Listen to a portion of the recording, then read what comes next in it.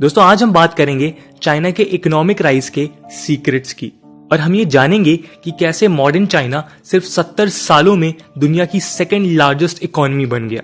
इस सफर की शुरुआत हम चाइना के इतिहास से करेंगे और फिर ये जानेंगे कि कैसे चाइना ने ह्यूमन रिसोर्सेस को अपनी इकोनॉमी की बैकबोन बनाया और फिर कैसे उस ह्यूमन रिसोर्स को यूज करके चाइना ने समय की मांग के अनुसार एक इंडस्ट्री से दूसरी इंडस्ट्री में अपनी प्रायोरिटीज को शिफ्ट किया, चाहे वो एग्रीकल्चर हो, टेक्सटाइल इंडस्ट्री हो, इलेक्ट्रॉनिक इंडस्ट्री हो, टेक्नोलॉजी इंडस्ट्री हो या फिर हो सर्विस सेक्टर।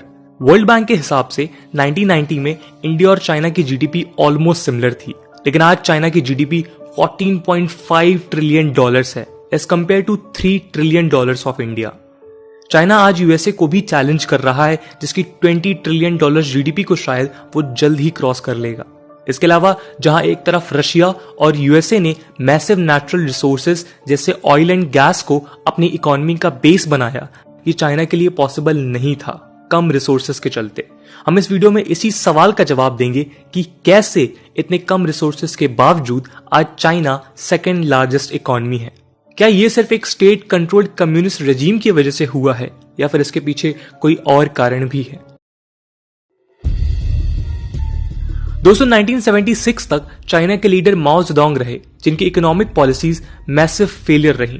1958 में ग्रेट लीप फॉरवर्ड पॉलिसी के तहत चाइना के सारे फार्म्स को गवर्नमेंट कंट्रोल में लाया गया और यहां वर्कर्स और किसानों से फोर्सफुली काम करवाया गया। लेकिन एग्रीकल्चर को सपोर्ट करने के लिए इरिगेशन प्रोजेक्ट्स के इम्प्रॉपर और पुअर कंस्ट्रक्शन और एग्रीकल्चर टेक्नोलॉजीज में पुअरली प्लान्ड एक्सपेरिमेंट्स ने फार्मिंग को बर्बाद कर दिया और मैसिव फेमिन से लोग स्टारवेशन से मारे गए। ग्रेट लीप फॉरवर्ड के तहत चाइना में बैकयार्ड फर्नेसेस भी बनाए गए ताकि स्टील प्रोडक्शन बढ़कर इंडस्ट्रियल ग्रोथ इंप्रूव हो। ये फर्नेसेस डिसेंट्रलाइज लेवल पर छोटे यूनिट्स थे, लेकिन पुअर टेक्नोलॉजी और लैक ऑफ टेक्निकल एक्सपर्टीज के चलते ये भी फेल हो गए। चाइना में केवल लार्ज स्टील प्लांट्स ही गुड क्वालिटी स्टील प्रोड्यूस कर पा रहे थे। चाइनीज इकोनॉमी के डिस्ट्रक्शन, फेमिन और पॉवर्टी के चलते कम्युनिस्ट पार्टी के विदिन रेबल फोर्सेस एक्टिव हो गईं। इनको दबाने के लिए माओ ने 1966 में कल्चरल रिवॉल्यूशन चालू किया, जिसमें कई डिसेंटिंग लीडर्स को मार दिया गया। माओ की 1976 में डेथ के बाद पावर में आने वाले डेंग ज़ाओपिंग खुद इस कल्चरल रिवॉल्यूशन के विक्टिम थे। इसलिए पावर में आने के बाद उन्होंने माओ की पॉलिसीज को रिवर्स कर दिया और रिफॉर्म्स इंट्रोड्यूस किए जो 1990s में चाइना के मैसिव इकोनॉमिक ग्रोथ का मेन कारण बना। लेकिन डेंग के रिफॉर्म्स अकेले चाइनीज राइज को नहीं समझा सकते, क्योंकि ऐसे रिफॉर्म्स तो दुनिया भर के कई देशों ने किए हैं। हम आपको बता दें कि 1978 में 95 करोड़ चाइनीज पॉपुलेशन के चलते वहां जो ह्यूज वर्कफोर्स था वही चाइनीज इकोनॉमी का ड्राइविंग फोर्स बना, जिसे डेंग ने यूटिलाइज करना स्टार्ट किया था। आइए अब हम डेंग के रिफॉर्म्स के थ्रू चाइनीज इकोनॉमी की ग्रोथ ट्रेजेक्टरी को समझते हैं। चाइना में मैसिव लेबर फोर्स तो थी, लेकिन ये अनस्किल्ड थी, जिसका मेन कारण था माओ का कल्चरल रिवॉल्यूशन, जिसके तहत डिसेंट को दबाने के लिए कई स्कूल्स और यूनिवर्सिटीज डिस्ट्रॉय कर दिए गए। साथ ही फार्म्स में फोर्स लेबर ने इन वर्कर्स को एजुकेट होने से रोका, स्पेशली रूरल एरियाज में। डेंग ज़ाओपिंग ने माओ की फेल्ड पॉलिसीज को रिवर्स करना चालू किया। लार्ज वर्कफोर्स के पोटेंशियल को वो जानते थे और ये भी समझ गए थे कि फोर्सफुल लेबर इकोनॉमी के लिए सस्टेनेबल नहीं है और बिना इंसेंटिव्स और मोटिवेशन के लोगों से काम करवाना एक कॉस्टली और मुश्किल काम था।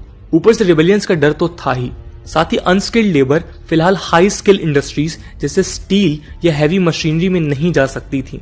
इसलिए डेंग ने पहले इन्हें एग्रीकल्चर और लो स्किल्ड इंडस्ट्रीज में सीमित रखा। इसलिए सबसे पहले फार्मिंग लैंड से गवर्नमेंट कंट्रोल हटाकर प्राइवेट फार्मिंग और फार्मर्स को बढ़ावा दिया।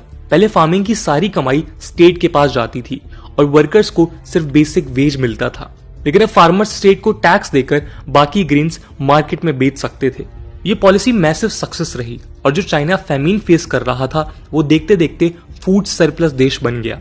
एग्रीकल्चरल बूस्ट ने लोगों को पॉवर्टी से उठाया और इनकम राइज ने फार्म ओनर्स को कमर्शियल क्रॉप्स जैसे शुगर केन, कॉटन एक्सेट्रा में इन्वेस्ट करने के लिए मोटिवेट किया। इसमें कॉटन सबसे वाइड स्प्रेड कैश क्रॉप थी, जो चाइनीज टेक्सटाइल रिवॉल्यूशन का कारण भी बना, जिसकी बात आगे चल के हम डिटेल में करेंगे।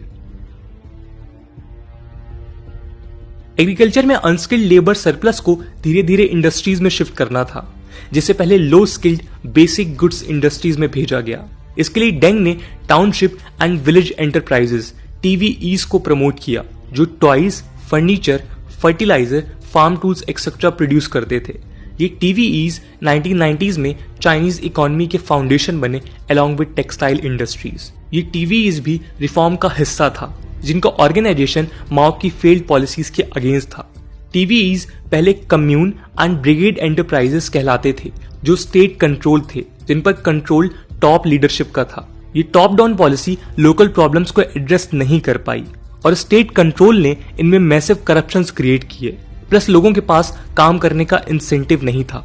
इसलिए डेंग ने पहले इनमें प्राइवेट और जॉइंट स्टॉक ओनरशिप प्रमोट किया और टॉप डाउन की जगह बॉटम अप अप्रोच अडॉप्ट किया, जिसमें लोकल गवर्नमेंट्स को पावर दी गई ताकि लोकल प्रॉब्लम्स के हिसाब से इनोवेशन हो। यूनिवर्सिटी ऑफ वोलोंगोंग के रिसर्च के हिसाब से ये स्मॉल एंटरप्राइजेस 1985 में 13% GDP में कंट्रीब्यूट करते थे, लेकिन 1990s में ये 30% हो गया। साथ ही इन्होंने 10 करोड़ से ज्यादा रूरल जॉब्स भी क्रिएट किए। एग्रीकल्चर में कमर्शियलाइजेशन ने कैश क्रॉप्स को बूस्ट किया और चाइना 1990s में कॉटन का लार्जेस्ट प्रोड्यूसर बन गया। इससे टेक्सटाइल इंडस्ट्री मैसिवली ग्रो होने लगी। यहां भी प्राइवेट ओनरशिप को इनकरेज किया गया था और साथ में एग्रीकल्चर के सरप्लस लेबर को टेक्सटाइल्स में भी भेजा गया। लोकली अवेलेबल चीप कॉटन और चीप लेबर ने चाइनीज टेक्सटाइल को मैसिवली एक्सपैंड किया, जिसके रिजल्ट के तौर पे 1993 में टेक्सटाइल का ग्रोथ रेट 95% था। चीप टेक्सटाइल का एक्सपोर्ट्स भी चालू हुआ क्योंकि ओपन डोर पॉलिसी के तहत चाइना वर्ल्ड इकोनॉमी में इंटीग्रेट हो गया था। यहीं से शुरू हुई चाइनीज सपने की कहानी, जहां वो वर्ल्ड की फैक्ट्री बनना चाहता था। इस सपने में सबसे इंपॉर्टेंट था स्किलिंग ऑफ लेबर। वो अलग बात है कि बाद में चाइना ने अपनी टेक्सटाइल इंडस्ट्री को साउथ एशिया में डंप कर दिया। अब आप सोचेंगे कि ऐसा क्यों? इसके बारे में हम आगे चल के बात करेंगे।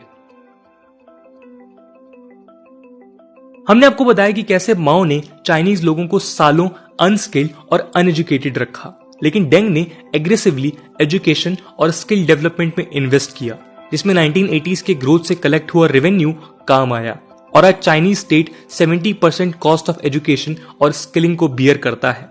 रिफॉर्म्स में सबसे पहले 9 ईयर स्कूलिंग को कॉन्स्टिट्यूशनली कंपलसरी किया गया, इसमें वोकेशनल एजुकेशन भी इन्वॉल्व है। स्पेसिफिक स्किल्स के लिए technical and vocational education and training system TVET बनाए गए। ये TVET और स्कूल पूरे चाइना में फैले हुए हैं। कंपनीज भी कॉलेज में ट्रेनिंग रूम्स के थ्रू इंटर्नशिप्स ऑफर करती हैं। इन सबके एफर्ट्स के चलते 1990 में प्राइमरी एजुकेशन ऑलमोस्ट यूनिवर्सल हो गई और अंडर ग्रेजुएट्स 1978 में 1.65 लाख से बढ़कर 1990s में 9.5 लाख हो गए। दोस्तों 90s के शुरुआती सालों में ईस्ट एशियन कंट्रीज की कंपनीज जैसे जापान की Sony and Panasonic, south Korea की LG एंड सैमसंग के products like TV, fridge, radio etcetera की दुनिया भर में डिमांड बढ़ने लगी, बट एक्सपैंड करने के लिए उनके पास ना ही लेबर थी और ना ही लैंड। यहां पर चाइना ने बड़ा फायदा उठाया और इन कंपनीज को अपने देश में प्लांट सेटअप करने के लिए कहा, क्योंकि चीप स्किल्ड लेबर और अनलिमिटेड लैंड तो था ही चाइना के पास। और यहां से शुरू हुई चाइना की अनस्टॉपेबल ग्रोथ की जर्नी। टेक्सटाइल के एक्सपोर्ट्स में सक्सेस के बाद उसे समझ आ चुका था कि चीप एंड स्किल्ड लेबर से ही वो वर्ल्ड की फैक्ट्री बन सकता है, और साथ ही साथ लोकल वर्कफोर्स और एंटरप्रेन्योर्स ने इन कंपनीज के टेक्नोलॉजी को यूज कर खुद के प्लांट सेटअप किए और चीपर इलेक्ट्रॉनिक कंज्यूमर गुड्स जैसे कि telephone, VCR, television, cassettes etcetera को क्रिएट करना चालू किया। इसी रणनीति के तहत चाइना ने कई सारी स्पेशल इकोनॉमिक जोन्स का इकोसिस्टम डेवलप किया और कंप्लायंस, टैक्सेस एंड ड्यूटीज को भी कम किया।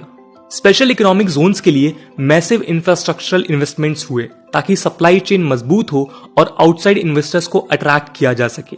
इन इंफ्रास्ट्रक्चर्स में high speed railways, expressways, electricity grids etcetera included थे।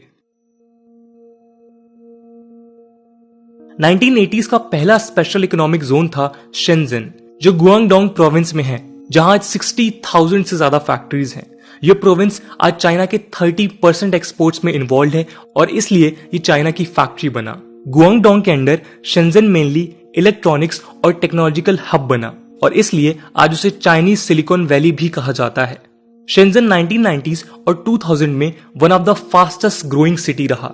ताइवानीज कंपनी फॉक्सकॉन ने 1988 में शेंजन में पहला मैन्युफैक्चरिंग प्लांट ओपन किया था, जिसके आज चाइना में 12 से ज्यादा फैक्ट्रीज हैं। इसके अलावा यहाँ साउथ कोरिया जाइंट सैमसंग ने 1992 में मैन्युफैक्चरिंग प्लांट सेटअप किया और बाद में पैनासोनिक, एलजी एक्सेट्रा भी यहाँ आए। इस मैसिव ग्रोथ के बाद चाइना को दो बातें क्लियर हो गई थी। पहली कि इलेक्ट्रॉनिक्स में ही फ्यूचर है और दूसरी ये कि टेक्सटाइल में ह्यूमन रिसोर्स बेकार हो रहा है। तो उसने टेक्सटाइल इंडस्ट्री को साउथ ईस्टर्न एशियन कंट्रीज में डंप करना स्टार्ट कर दिया, like Bangladesh and Vietnam. Late 1990s में यूएसए में इंटरनेट और कंप्यूटर टेक्नोलॉजी का बूम हुआ, जिसमें एचपी, डेल और एप्पल जैसे जायंट्स इन्वॉल्व थे। इन कंपनीज को भी अपने हार्डवेयर प्रोडक्ट्स के प्रोडक्शन के लिए चीप लेबर चाहिए थी, लेकिन न्यू फैक्ट्रीज कॉस्टली थी। इसलिए जन्म हुआ मैन्युफैक्चरिंग आउटसोर्सिंग का। साथ में ईस्ट एशियन कंपनी के चाइना में इन्वेस्टमेंट्स ने उसकी इकोनॉमी को पावरफुल बनाया था और अब चाइना बेटर बार्गेनिंग पोजीशन में था। इसलिए चाइना ने कंडीशनल फॉरेन इन्वेस्टमेंट्स का आइडिया इंट्रोड्यूस किया, जहां उसने फॉरेन कंपनीज को लोकल कंपनीज के साथ टाई अप्स कर उनके साथ टेक्नोलॉजी ट्रांसफर करने को कहा। इसके तहत स्मॉल चाइनीज कंपनीज और एग्जिस्टिंग फॉरेन प्लांट्स में बिग कंपनीज के कंपोनेंट्स प्रोड्यूस होने लगे। फॉर एग्जांपल, चाइना में आज फॉक्सकॉन के थ्रू एप्पल अपने आईफोन्स का प्रोडक्शन करता है। कई और कंपनीज जैसे एचपी, कॉम्पैक्ट, डेल एक्सेट्रा के कंप्यूटर्स और लैपटॉप्स की प्रोडक्शन और असेंबलिंग भी चाइना में होने लगी। लेकिन साथ में लोकल कंपनीज ने रैपिडली इन कंपनीज की टेक्नोलॉजी को सीख उसे रेप्लिकेट करना चालू कर दिया eight much cheaper rates. Small companies के इस नेटवर्क को शानजाही कहा जाता है, जिससे जन्म हुआ कॉपी कैट कल्चर का। इसके तहत चाइना ने सस्ते में बेसिक गुड्स का मास प्रोडक्शन किया और उन्हें वो थर्ड वर्ल्ड कंट्रीज में डंप करने लगे। इसमें सबसे इंपॉर्टेंट एग्जांपल है चीप चाइनीज स्मार्टफोन्स और लैपटॉप्स, जिनकी डिमांड थर्ड वर्ल्ड कंट्रीज में काफी ज्यादा बढ़ी, स्पेशली 2000 के टाइम में। लेकिन इनकी क्वालिटी को लेकर कई सवाल उठते रहे। बाद में इन चाइनीज कंपनी ने एक्सपोर्ट से कमाया पैसा री इन्वेस्ट कर क्वालिटी भी इंप्रूव की और यही वजह है कि आज लेनोवो और Xiaomi जैसी कंपनीज ग्लोबल ब्रांड्स बनकर उभर रही हैं। चाइनीज स्मार्टफोन ब्रांड्स का राइज इतना मैसिव था कि सैमसंग ने अपना 1992 में बना प्लांट 2019 में बंद कर दिया। जैसा कि हमने पहले देखा कि चाइनीज इकोनॉमिक पॉलिसी समय समय में इवॉल्व होती रही है विद चेंजिंग टेक्नोलॉजी। यही वजह थी कि जब अमेरिका में Google, Facebook, Microsoft led technology based service industry का बूम हुआ, तब चाइना ने भी इसका फायदा उठाया। इसमें भी उसके स्किल्ड वर्कफोर्स का मेजर रोल था, जिसे वो चेंजिंग टेक्नोलॉजी के हिसाब से स्किल्ड ट्रेनिंग दे रहा था। इस शिफ्ट ने चाइना की सर्विस इंडस्ट्री का जीडीपी में कंट्रीब्यूशन 1975 में 25% से 2019 में 54% कर दिया। इसमें major role IT led technology industries का रहा। जोहनजुआनसुन टेक्नोलॉजी पार्क सबसे इंपॉर्टेंट केस है, जहां कई वर्ल्ड रिनोन टेक्नोलॉजी कंपनीज के हेडक्वार्टर्स और रिसर्च सेंटर्स हैं, जिनमें Google, Intel, AMD, Oracle, IBM, Myspace etcetera जैसी कंपनीज इंक्लूडेड हैं। माइक्रोसॉफ्ट ने तो यहां अपना $280 मिलियन का रिसर्च हेडक्वार्टर भी बनाया है। मैन्युफैक्चरिंग जैसा कॉपीकैट कल्चर सर्विस इंडस्ट्री में देखने को मिला। इसमें सबसे अच्छा एग्जांपल अलीबाबा ई-कॉमर्स कंपनी है, जिसने गूगल, eBay और Amazon के एलिमेंट्स को इनकॉर्पोरेट किया। अगला एग्जांपल है टेंसेंट का मोबाइल मैसेंजर ऐप WeChat, जो ग्रेजुअली एक ग्लोबल सुपर ऐप बन गया। एक्सपर्ट्स क्लेम करते हैं कि इसने व्हाट्सएप, फेसबुक, इंस्टाग्राम, स्काइप, उबर, टिंडर एक्सेट्रा के आइडियाज को कॉपी किया है। इसके अलावा चाइनीज सर्च इंजन बाइडू को भी गूगल का कॉपीकैट कहा जाता है। 2010 में जब गूगल ने चाइनीज मार्केट को क्विट किया, तो बाइडू के पास चाइना में मोनोपोली आ गई। प्लस बाइडू का नेटवर्क आज लगभग 80 कंट्रीज में फैला है। इसके अलावा न्यू टेक्नोलॉजीज जैसे AI और 5G को भी चाइना रैपिडली अडॉप्ट करने की कोशिश में है, जिन पर काफी कंसर्न्स हैं। फॉर एग्जाम्पल, 5G में यूज होने वाले सेलुलर नेटवर्क इक्विपमेंट का चाइना मेजर सोर्स है, जिसमें हुआवे और ZTE जैसे जायंट्स इन्वॉल्व हैं। लेकिन स्वीडन और USA ने इन्हें बैन कर दिया है और क्लेम किया है कि इनके इक्विपमेंट्स चाइनीज कम्युनिस्ट पार्टी को सर्वेलेंस में हेल्प कर सकते हैं। चाइना इंटरनेट सिक्योरिटी लॉ के तहत स्टेट इंटेलिजेंस एजेंसीज कंपनी को इसके लिए कंपेल कर सकती हैं। इंडिया में भी इस पर एक्शंस लेने की बात चल रही है। AI को लेकर एथिकल कंसर्न्स डेमोक्रेटिक नेशंस में भी उठते रहे हैं, लेकिन जब चाइना इनके रिसर्च एंड डेवलपमेंट में मैसिवली इन्वेस्ट कर रहा है, तब ये कंसर्न्स और भी ज्यादा बढ़ जाते हैं। चाइना ने 2012 में अकेले $160 बिलियन रिसर्च एंड डेवलपमेंट में इन्वेस्ट किए, जो दुनिया में सेकंड हाईएस्ट थे। दोस्तों 1990 से 2010 तक चाइना रैपिडली ग्रो हुआ, लेकिन 2008 के ग्लोबल फाइनेंशियल क्राइसिस, चाइना की एजिंग पॉपुलेशन, इंक्रीजिंग वेजेस और वेस्टर्न कंट्रीज का चाइनीज प्रेडेटरी पॉलिसीज जैसे डंपिंग ऑफ चीप गुड्स के रिकॉग्निशन ने चाइनीज इकोनॉमी को काफी इंपैक्ट किया। इसके चलते चाइनीज प्रेसिडेंट शी जिनपिंग ने गो ग्लोबल स्ट्रेटजी को एग्रेसिवली फॉलो किया और चाइनीज कंपनीज को फॉरेन लोकेशंस में इन्वेस्ट करने को कहा। इसमें बेल्ट एंड रोड इनिशिएटिव सबसे इंपॉर्टेंट प्रोजेक्ट हुआ, जिसके थ्रू चाइनीज इन्वेस्टमेंट आज एशिया, यूरोप और अफ्रीका में फैल गए हैं। दोस्तों इस स्पेक्टेकुलर ग्रोथ के पीछे कई डार्क साइड्स भी समय समय में सामने आते रहे हैं। For example reports of forced labour and slavery. International norms के तहत लेबर ऑडिटिंग ये इंश्योर करते हैं कि इकोनॉमिक ग्रोथ लोगों का एक्सप्लॉयटेशन ना करे, लेकिन द डिप्लोमैट के हिसाब से चाइना में ये ऑडिटिंग ट्रांसपेरेंटली नहीं होती। द गार्जियन ने चाइनीज ब्रिक क्लिंस और लैपटॉप मैन्युफैक्चरिंग में फोर्स्ड लेबर की रिपोर्ट्स को कवर किया है। हांगकांग बेस्ड सैकॉम के माइकल मा कहते हैं कि चाइना में एक फोर्स्ड इंटर्नशिप का कॉन्सेप्ट है, जहां वोकेशनल स्कूल्स ग्रेजुएशन डिग्री ना देने का थ्रेट देकर स्टूडेंट्स को फॉक्सकॉन और क्वांटा फैक्ट्रीज में फोर्स्ड लेबर करवाते हैं। वैसे ऑफिशियली चाइना में फोर्स्ड लेबर कॉन्स्टिट्यूशनली बैन है और चाइनीज स्टेट क्लेम करता है कि फोर्स्ड लेबर कुछ सेक्टर्स का प्रॉब्लम है जिसे वो कम करने की कोशिश में है, लेकिन चाइना में लैक ऑफ ऑडिटिंग और ट्रांसपेरेंसी इसकी सच्चाई को जानने से रोकती है। इसके अलावा आज चाइना को नियो इंपीरियलिज्म में इन्वॉल्व भी माना जा रहा है, जिसके तहत वो छोटे देशों में अपनी पॉसिबल मिलिट्री बेसिस को बिल्ड करने के प्लान में है through BRI and debt trap diplomacy. तो दोस्तों ये थी कहानी चाइनीज ग्रोथ सीक्रेट की। दोस्तों आज के वीडियो के लिए इतना ही। आई होप आपको ये वीडियो पसंद आया होगा, और अगर पसंद आया है तो अपने दोस्तों के साथ शेयर करना ना भूलें। हम मिलते हैं अगले वीडियो में, तब तक के लिए जय हिंद, जय भारत।